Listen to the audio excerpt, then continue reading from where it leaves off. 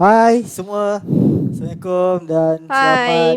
menonton Sembang Skoci episod 4. So Bisa hari tak apa. ini saya Mirza Danish, host yang menggantikan Madam Atira sebab dia tak ada hari ini. Dia pergi ke meeting. So jadi hari ini saya bersama dengan Cikgu uh, Siti. Cikgu Siti. Kita akan Merungkat. membicarakan tentang pengalaman dia dalam Mhm. bidang jahitan daripada dia belajar dulu sampai ke alam pekerjaan lah. Orang Aha. kata sekarang ni dalam bidang jahitan ni lagi-lagi musim pandemik macam ni, boleh ke orang buat duit kan? Boleh ke orang kata apa menjana pendapatan? Benda-benda macam tu orang jadi macam tak yakin dengan bidang jahitan ni. So jadi untuk pengalaman Cikgu Siti sendirilah kan, boleh cerita tak macam mana Cikgu Siti belajar dalam macam mana get into lah dalam bidang jahitan ni? Boleh cerita tak? Okay. Terima kasih Miza. Okay. Hai, Assalamualaikum. Selamat petang semua. Okay, nama saya Siti Nuraini binti Ghazali. Okay, saya berasal daripada Kelantan, Gua Musang, Kelantan. Okay. Saya dulu berjinak-jinak dalam bidang jahitan asalnya selepas SPM. Tahun 2013 2012 macam tu lah. Actually mak saya punya mak, dia cakap lepas habis SPM nak terus sambung belajar ataupun nak ambil bidang jahitan, bidang kemahiran. Masa tu tak terfikir lagi nak ambil bidang jahitan. Okay. So mak cakap lah, kata better ambil dalam bidang jahitan sebab baju macam-macam boleh kita buat, macam-macam design boleh buat kan ni. Lepas tu banyak manfaat. Saya cakap, jahit? Boleh ke? Saya cakap tu, boleh ke? Kata, sebab saya tak minat langsung. Sebab dalam family saya, okay, saya ada 11 adik-beradik. Manakala saya adalah adik yang ketiga, anak yang ketiga. Saya anak ketiga, kakak dah kahwin, abang dah kahwin. Masa tu saya belum kahwin lagi lah. Okay. So masa tu sebab baru habis belajar. Belajar kat mana? Belajar dekat Kelantan. Kelantan juga. Ya, belajar dekat Kelantan. Masa tu saya stay dekat Kelantan lagi. Belajar dekat Kelantan.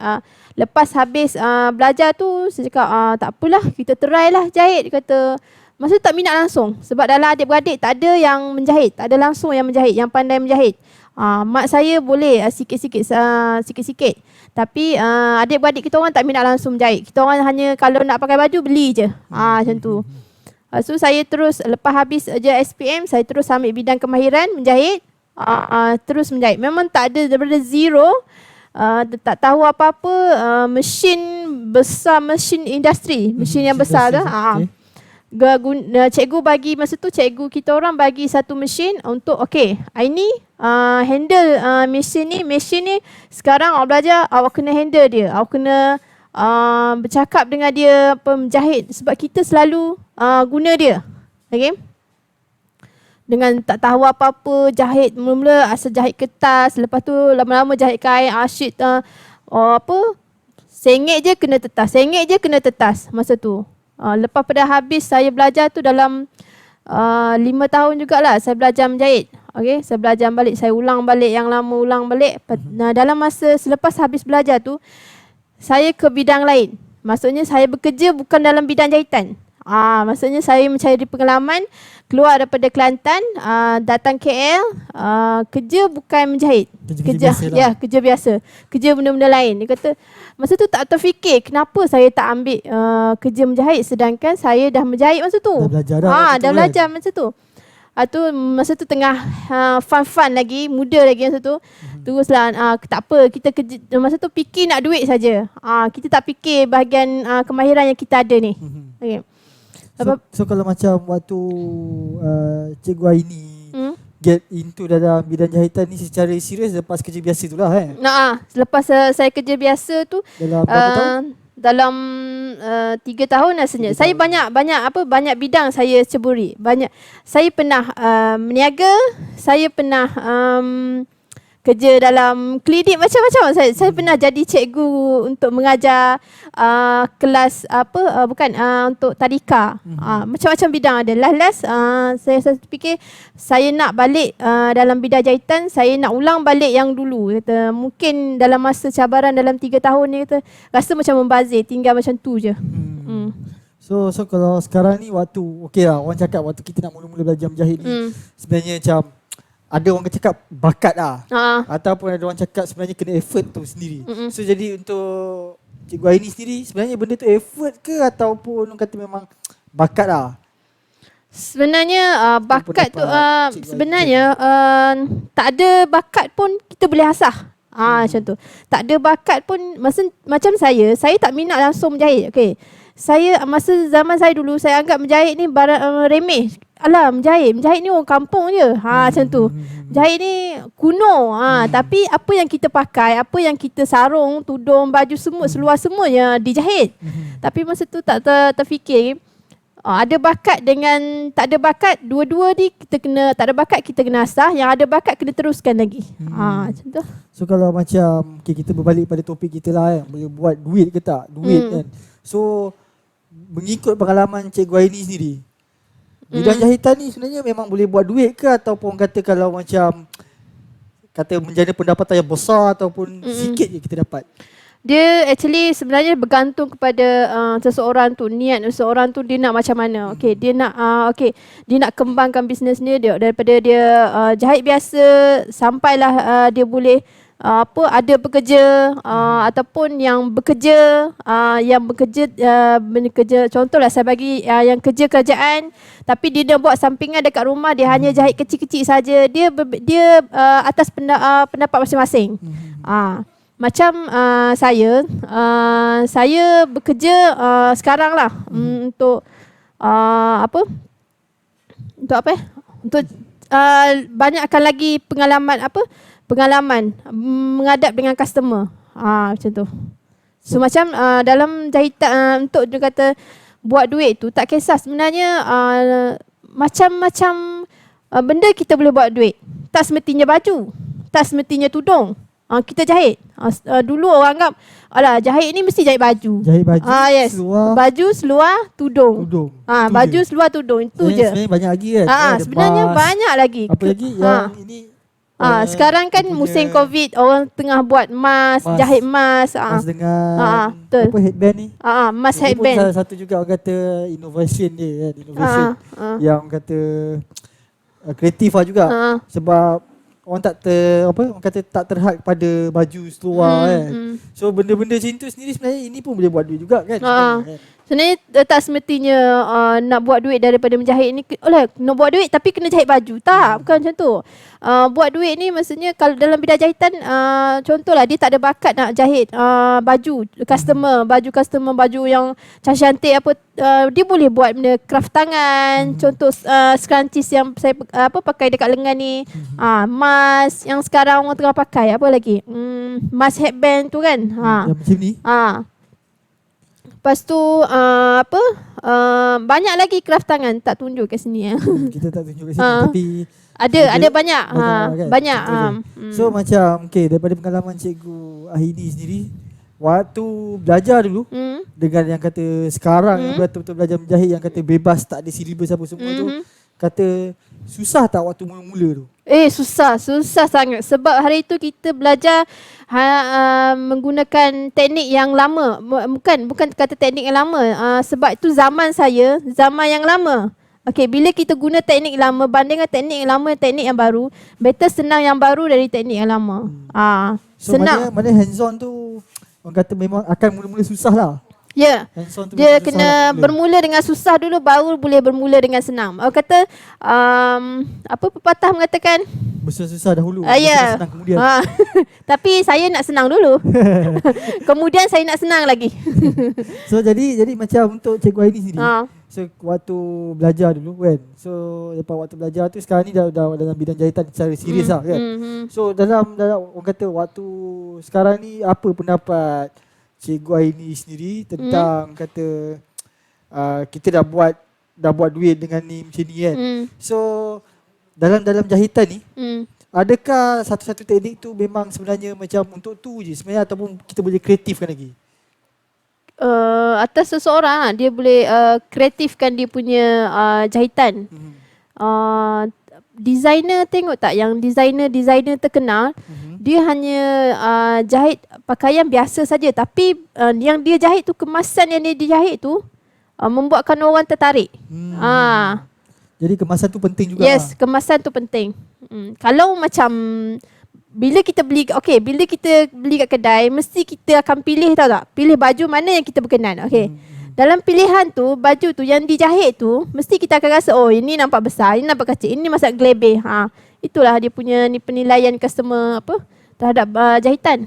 So kalau macam kata macam Cikgu Aidi sendiri yang dah memang betul-betul orang kata apa ni, sekarang ni boleh kata Cikgu Aidi mahir ke ataupun separa mahir? Mahir? Mahir Tapi saya tak adalah mahir sampai tak adalah sampai designer terkenal, tak ada. Saya cuma biasa-biasa lagi, sebab saya tengah mencari, saya tengah menggali ilmu lagi, banyak lagi yang saya kena cari. Bukan kata sampai sini je, oh aku dah mahir, aku dah boleh ni tak. Saya kena cari lagi, kena gali lagi. Mana part-part bahagian yang kita kena belajar. Betul saya cakap, belajar tu penting lah, ilmu tu penting. Tapi sekarang tak macam dulu. Kalau dulu kalau nak pergi belajar, kita kena pergi kelas. Pergi kelas. Tapi kelas tu dia had sampai setahun, 2 tahun, betul tak? Tapi sekarang semuanya online. Dekat rumah hanya sehari je dah pandai menjahit dah. Belajar sehari pun dah pandai menjahit dah.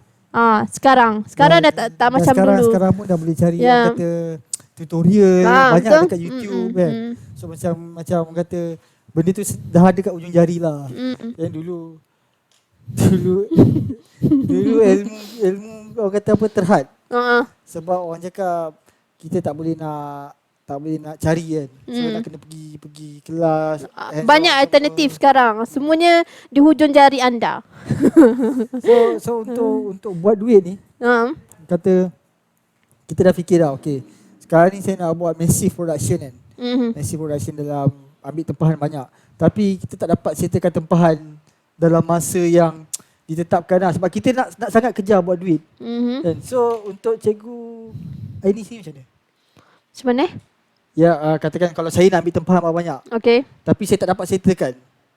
So jadi macam mana?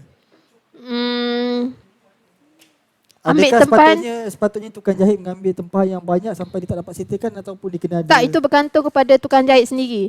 Kalau tukang jahit tu kemampuan. Kalau tukang jahit tu ada pekerja bawahan dia boleh dia rasa dia mampu ambil tanggungjawab yang banyak, memikul tanggungjawab yang banyak, kuantiti yang banyak. So dia boleh lah. So, kalau dia bekerja seorang, tapi ambil tempahan yang macam tempahan yang banyak, itu akan jadi membebankan ni lah. Pernah ambil tempahan banyak? Tak pernah. Saya pernah kerja actually saya pernah kerja jahit pukal. Ya, pukal. Jahit yang banyak-banyak. Masa tu saya kerja dengan orang. Saya jahit telekong. Dalam sehari saya boleh jahit dalam 15 pasang. 15 pala, itu paling limit lah. Limitnya saya tak boleh pergi dah jauh. Saya pergi 15 hari sepasang. Ya, banyak. So satu dozen, selalunya satu dozen 12 pasang. Tapi saya boleh pergi 15 pasang dalam satu hari. Tapi lama-lama tak boleh ni. Sebab terlalu banyak. So bermakna kalau kita limit 15, memang 15 lah kita boleh sampai. Yes, 15 je betul sampai. So bermakna yang mengambil tempahan tu kena tahulah kemampuan diri tu boleh sampai tahap mana untuk ambil tempahan tu. Supaya kita boleh deliver benda tu dengan orang kata tepat pada masanya. Betul. So, kadang-kadang bila kita ambil terlalu banyak tempahan, kita kejar keuntungan tu lebih daripada kemampuan diri kita. Dia jadi macam tak best lah bila kita deliver benda tu lambat. Sebab sekarang ni pun semua nak cepat, semua pun nak cepat. Jadi itu, benda tu kita kena elak lah. Dia kena budi bicara lah. Budi bicara tuan dengan tukang jahit. Itu saja sebenarnya. Okay, so sebelum kita mengakhiri kita punya Semas Koci ni, so kesimpulan dia yang Cikgu ini nak bagi tahu untuk jahitan bidang ni. So jadi kesimpulannya kalau ada yang tak berminat, contoh macam ni, dia berminat tapi dia tak pandai. Okey, kejarlah ilmu. Ilmu tu penting. Ilmu ni tak semestinya awak kena pergi luar negeri ataupun awak kena pergi luar negara. Tak. Semuanya dalam ujung jari anda. Tekan je phone, boleh dah. Boleh cari ilmu kat situ. Memang tak rugi sebab menjahit ni bukannya dia fokus kepada jahit baju saja, pakaian saja. Dia banyak jenis. Kita boleh jahit ni boleh buat duit. Contohnya kita jahit craft tangan. Okey, craft tangan contohlah scrunchies. Okey. Awak jahit banyak-banyak. Okey. Ikut pada awak punya ni lah creativity. Yes, creativity. Cantik tu kemas tu bergantung pada awak jahit. Okey, awak jual, sell dekat kawan-kawan, jiran, itu pun dah boleh buat duit. So maksudnya menjahit ni bukan orang kata dulu orang pandang remeh menjahit. Betul, dulu orang pandang remeh, tapi sekarang orang pandai tinggi sebabnya menjahit ni kita boleh jahit dekat kawan-kawan, ambil tempah untuk kawan-kawan, family terutama kan. Okay, so untuk sebagai penutup dia, kita akan cakap lah benda ni kan untuk senang cerita. Sebenarnya jahitan ni dia boleh menjana pendapatan lah. Yes. So kalau kita fokus betul-betul on it, kita sebenarnya memang boleh jana pendapatan dalam bidang jahitan ni. Sebab orang kata kalau kita serius dalam salah satu bidang tu memang semuanya akan berjaya lah. Cuma memang orang kata permulaan dia tu memang akan susah lah. Ya, betul. Jadi tak ada benda yang kita start terus senang. Kalau senang tu rezeki lah. Rezeki masing-masing. So, kalau macam kita kena belajar lah daripada orang kata pengalaman orang kan. Betul. Kena banyak tanya orang, cari ilmu, benda-benda tu lah. Sebab kalau kita orang kata masih still lagi dalam macam aku tak percaya tak boleh buat duit ni. Jahitan tak boleh, memang tak jadi. So kalau kita put trust in ourselves, so dan kita kata nak buat duit dengan bidang jahitan ni memang akan jadi lah. So itu saja untuk hari ni sesi Sembang Skoci episod 4 kali ni. So dan saya harap awak semua jangan lupa tekan subscribe channel kita sebab kita ada banyak lagi konten-konten menarik untuk disajikan kepada anda semua. Dan juga jangan lupa like Facebook page kita di Atira Magic Swimming Academy dan juga di Atira Design Magic Ruler HQ. Dan sama juga dengan Instagram kita. Saya ada kat sini. So apa link dia? Link dia. Oh, okay. So boleh tengok dekat description. So jangan lupa subscribe. So itu je. Terima kasih dan Assalamualaikum. Bye-bye.